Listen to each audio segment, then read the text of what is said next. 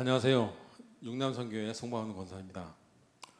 부족한 저를 이 자리에 세우신 하나님께 감사와 영광을 드립니다. 또한 해피한 봉사를 드릴 수 있게 기회를 주신 최문기 담임 목사님께도 감사드립니다. 그런데 말씀을 전하기 전에 가슴이 너무 뛰어서 예배를 드리는데도 계속 목사님 말씀도 들어오지만 이 가슴이 뛰는 소리가 저만 계속 고동이 치는 소리가 들려서 예배 시간이 참 어려웠습니다. 부담감을 느끼고도 말씀을 전할 때 제가 실수를 하더라도 이해해 주시고 또 이 말씀 가운데서 저와 동일한 은혜를 경험하셨으면 감사드리겠습니다. 이번 해피봉사는 제가 참여하지 못하도록 여러 가지 일들이 일어났습니다. 수술한 어깨는 아직 재활 중이었고 회사에서는 맡은 업무가 갑자기 겹치고 증가돼서 회의에 현장 확인에 또 하루에 처리해야 할 일들이 계속 쌓여만 갔습니다. 해피봉사 참여를 결정하기 전 마음 한구석에서 이런 소리가 들리더라고요. 이번엔 전기공사도 없잖아. 어깨에 아직 힘도 안 들어가는데 일하다 아파지면 민폐일 텐데 회사 일은 어떻게 하려고. 해피봉사를 참여하면 힘들 테니 이번엔 빠져. 그래도 어느 누구 뭐라 하지 않을 거야. 마치 사탄의 속삭임과도 같았습니다. 그런데 뒤로 물러서면 모든 것이 막힙니다. 그럴수록 힘써 나아가야 합니다. 라고 말씀하신 담임 목사님의 말씀이 떠올랐습니다. 모든 일은 하나님께 맡기며 해피봉사 참여를 결심했습니다. 해피봉사가 시작되기 전 주일 오후 부터 사전 작업이 시작되었습니다. 교회 주차장 진입로에 보도블록을 제거하고 3층 교육관에 바닥 장판을 걷어냈습니다. 보도블록이 제거되고 움푹 파여진 모습과 장판을 걷어내서 먼지가 자욱한 3층 교육관을 바라보면서 이번에는 하나님께서 어떤 모습으로 또 어떤 모습으로 채워주시고 바뀌어주실지 기대하는 마음을 갖게 되었고 목요일이 되기를 기다렸습니다. 수원 이삭교회부터 안면도 교회까지 그동안 해피봉사의 전 일정을 참여했고 나름 베테랑이라고 자부해왔으며 자부해왔으나 목요일 작업 배정을 받으면서 왠지 이번이 처음 같은 설레임을 느끼게 됐습니다. 왜 그럴까 곰곰이 생각해봤습니다. 그 전에 봉사는 별동대처럼 말씀해 주신 대로 홀로 아니면 몇 명이서 노후된 전등이나 낡은 전선, 차단기, 스위치, 콘센트 이런 거를 교체하는 아주 소수의 별동대였습니다. 또 그 다른 작업들과 어떻게 이어져야 될지 작업 조율도 해야 되고 내 작업은 어떻게 진행이 돼야 될지 스스로 생각해야 되며 그러면서 직접 해피봉사 일정을 소화해 왔는데 이번엔 우리 교회인데다가 또 전기에 관련된 작업은 없고 작업을 지시받고 해야 되는데 무엇을 해야 되는지 어떤 걸 해야 되는지 우왕좌왕하게 되고 마치 입소에서 신병교육대에 대기하고 있는 신병처럼 긴장하며 그런 느낌이 가슴을 설레게 했던 것 같습니다. 강화마루를 시작하기 전에 3층 교육관을 청소하는데 먼지 때문에 청소를 해야 됐습니다. 그런데 청소기는 2대밖에 없고 사람은 여러 명이 있고 맡아서 하시는 분들 외에 저같이 기다리는 사람들은 뭘 해야 될지 어떤 것을 해야 될지 모르고 우물쭈물하게 되더라고요. 근데 뭐라도 해야 될 것 같아서 빗자루를 들고 이렇게 살살 먼지 안 나게 쓸고 있으면 이재명 장로님께서 딱 오십니다. 그만해. 먼지나. 하지마. 그래서 또 이렇게 피해서 또 이렇게 있다가 그래도 뭐 해야 되지 하고 다시 또 슬슬 쓸어요. 그러면 어김없이 장로님이 나타나십니다. 하지 말라니까. 청소 끝나고 해야 돼. 그래서 이제 뭘 하도 하지마. 기다려. 그러시니까 저도 이제 기다리고 있었어요. 근데 저 같은 사람이 또 한 분이 계셨습니다. 근데 그분한테는 아무 말씀 못 하시더라고요. 바로 우리 이완구 원로 장로님이셨습니다. 장로님께서는 살살 먼지도 안 나게 잘 쓸으시고, 또 청소기 이동하는데 청소하시는 사람이 부담스러울까봐 그거를 내내 오전 내내 밀고 다니시면서 청소 보조원의 역할을 톡톡히 하시고 계셨습니다. 이제 청소가 끝났습니다. 드디어 내가 할 일이 생겼구나, 나가 뭔가를 할 수 있겠구나 하면서 이제 어떤 것이 이제 배정이 될지 기다리고 있었습니다. 강시대 권사님께서 작업 반장을 하시고, 김현석 지사님 망치를 들고, 김교 권사님하고 이지명 장로님은 재단기를 딱 맡으셔서, 또 말 못하는 이상종 집사님은 그동안 해왔던 대로 본드칠을 열심히 하면서 이제 진행이 되었습니다. 저는 할 게 없어서 옆에서 강화마로 틀 나르고 본드 부어주고 계속 그러고 있었어요. 잠시 있다 보니까 이제 고태진 집사님하고 김영원 성도님께서 오시더라고요. 그런데 제가 제 일 하다가 이렇게 하다 보니까 어느 틈에 고태진 집사님이나 김영원 성도님이나 망치를 들고 아주 탁탁 치면서 강화마루 시공을 하고 계신 거예요. 기술자, 옆에서 보니까 기술자예요. 저는 그냥 아무것도 안 하고 디모데라고 하는 속된 옆에서 이제 보조만 하고 있었는데 좀 부럽더라고요. 그래서 옆에서 이상종 지사님께서 본드칠을 하는 거를 옆에서 살짝 봤습니다. 어떻게 하나, 어떻게 하면 될까, 좀 흉내를 내보려고 이제 저도 그걸 붙잡고 살살 흉내를 내기 시작했습니다. 오후가 돼서 저녁이 되자 다른 지사님, 권사님들 오신 분들이 베테랑인데 본드칠 잘한다고 칭찬해 주시는 거예요.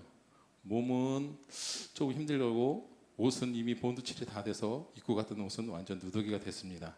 그래도 꼭 이 작업에 왠지 필요한 사람이 된 실무자 같아서 마음이 너무 기뻤습니다. 매번 봉사 때마다 강진태 권사님께서 이런 말씀을 하십니다. 이번 봉사는 금방 끝날 거예요. 6시 전에 작업 마치고 족구 한 판 하실 수 있을 거예요. 라던 강진태 권사님의 말씀이 무색하지 않도록 이날도 어김없이 새벽 1시가 넘어서 마지막 방에 강화마루 시공이 끝났습니다. 하지만 항상 어느 때와 같이 힘들어도 불평함은 전혀 찾아볼 수가 없었습니다. 오히려 3층 바닥도 생겼으니 여기서 자고 새벽 기도 드리고 아침에 작업을 하지?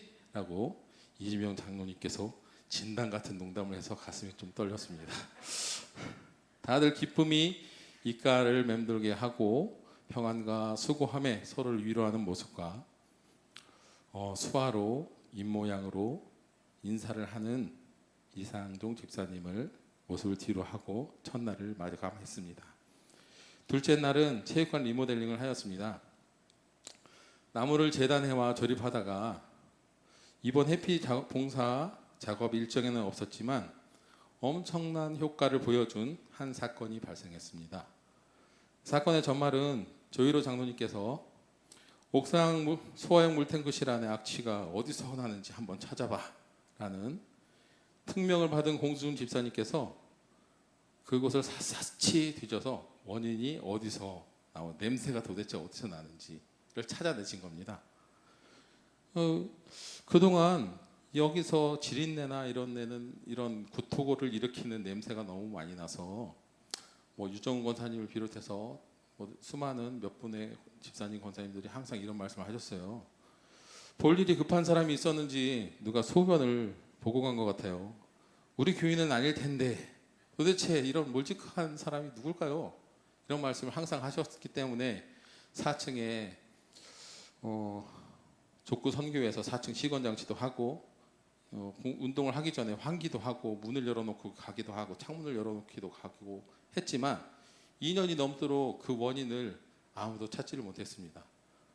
근데 원인을 찾자마자 신속히 우리 박진영 부목사님께서 정진영 부목사님께서 PVC 파이프하고 부속자재를 사다가 주셔서 저하고 이성수 권사님하고 함께 배관 작업을 해서 또 조희로 장로님께서 외부 업체를 불러서 또 벽도 뚫어 주셨기 때문에 둘째 날은 배관 작업을 하면서 마무리를 지었습니다. 셋째 날은 마무리 작업과 남은 자재 및 폐 장판들을 버리고 정리한 뒤에 우리 여선교회 선교에서 아주 맛있는 국수를 제공해 주셨습니다. 한 1년 6개월 만에 먹어보는 것 같은데 너무 맛있어서 저도 물국수, 잔치국수 한 그릇, 비빔국수 한 그릇, 두 그릇을 앉은 자리에서 뚝딱 했습니다. 근데 저만 그런 줄 알았는데 다른 분들도 다 같이 한 그릇씩은 다 기본으로 맛있게 드시는 것 같더라고요. 모든 일정이 끝나고 새로이 단장된 체육관에서 족구 게임이 열렸습니다. 그런데 이 족구 게임이 너무 재밌었습니다. 왜냐하면 생각지도 못한 몽개그의 향연이 벌어졌기 때문입니다. 이유는 바닥에 기름칠을 했는데 이 기름칠이 어떤 곳은 아주 매끈매끈하고 어떤 곳은 좀 덜 매끈하고 하는데 이 기름이 완전 제거된 상태에서 운동을 했어야 되는데 그렇지 않은 상태에서 운동을 하다 보니 내 몸은 안 가려고 하지만 저쪽으로 가고 또 공을 받아야는 되겠는데 받을 수는 없고 그러다 보니 서로 웃음꽃이 넘치는 몸개그의 향연이 벌어진 겁니다. 그 와중에도 목소리가 안 나와서 마이보를 외칠 수 없었던 이상동 집사님께서 너무 답답한 나머지 그 전자 휘슬이라는 게 있어요. 누르면 삑 소리가 나는 걸 가지고 가시더니 공이 오면 삑 일로 가서 삑 마이보를 외치시더라고요. 그러면서 열심히 운동을 하셨습니다. 그런데 음료수 내기가 나오자마자 승리에 집착하시는 장로님, 권사님들이 계셨고 안타깝게도 담임 목사님께서 지는 걸로 이 모든 게임이 마감이 되었고 그 해피봉사의 여정도 그것을 끝으로 마감이 되었습니다. 이제 제가 받은 은혜를 말씀드리겠습니다. 언제나 간증자들은 동일한 말씀을 하시는 것 같습니다.